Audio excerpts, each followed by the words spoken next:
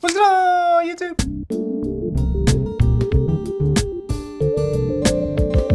Welcome back, everyone. This is Lee, and yes, today's the day we'll be taking a look at how to scan your negatives with your camera. Now, I got my negatives already processed over at the darkroom, so if you guys do have a stick of film that needs to be developed, definitely check out the darkroom. They're a pretty good company.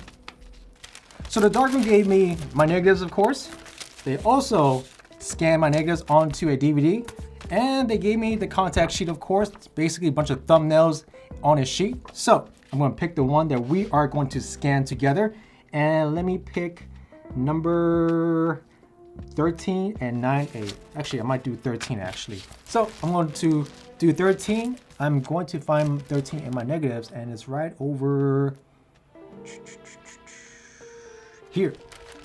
All right, here's a negative, and I'm going to scan this with my digital camera. Now, I'll put everything onto the side.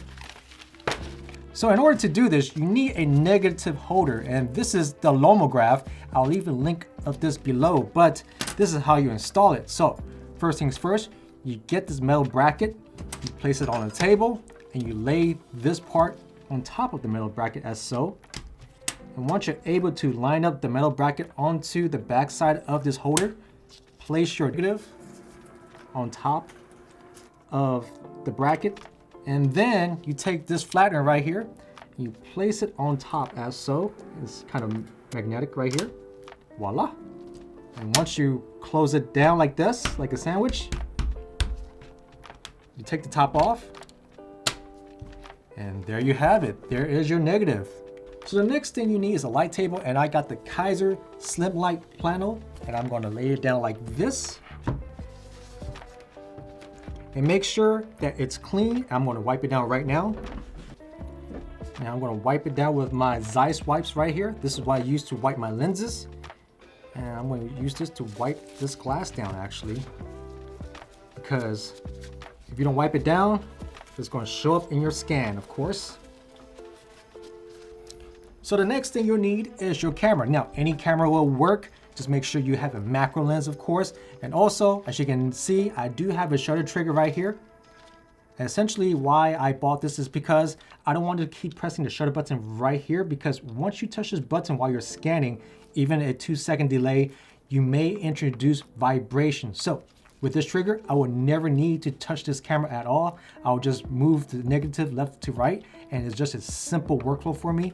Now, and of course, the next thing you need is a copy stand. Now, this is a copy stand that I made probably 2 months ago. I made a tutorial on how to make this, so I'll leave the link below. But definitely, you need a copy stand in order for this to work. And as you can see, this copy stand is really portable. And essentially, it's just a monitor stand, pretty much. Now my copy stand is installed. I can put on my camera on top.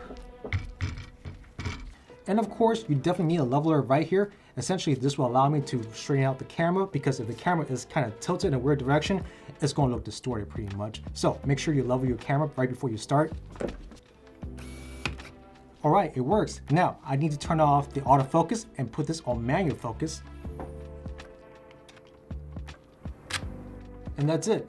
And most of the time, I'll definitely turn off all the lights when I'm doing this procedure right here. So normally it'll look like this.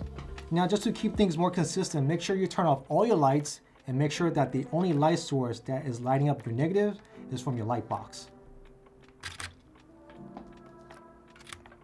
And once you take a photo, you just move on to the next. Take the next photo, move on to the next. And then one more, and then you're done.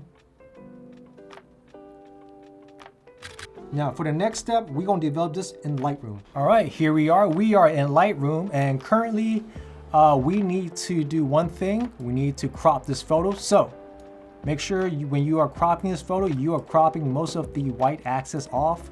So I am gonna crop most of this off right here. I'm gonna crop the top part off like this too as well. Crop the side part. Very easy, very simple. And then we want to do a white balance drop on this. And once that's done, you need to buy this program called Negative Lab Pro. And let me show you how it works. It's a third-party program. I'm gonna leave the link down below, but I'm just gonna turn it on right here. And essentially, it'll just convert your file, your negative file, into a photo. And you could definitely adjust what you like. And basically, it's just like another mini little Lightroom within the Lightroom. And there's so many ways you could adjust your photo. There's no wrong way in doing it, just the way you like it. And yeah, this is pretty cool. If you guys have tons of photo lying around and you want to scan your negative with your DSLR camera, this is probably a great way to go about it, because if you're buying a scanner like the Epsons, they might be costing you roughly around $500 to $800. So that's something to consider. If you just have a digital camera lying around, all you need is a macro lens, and that's about it.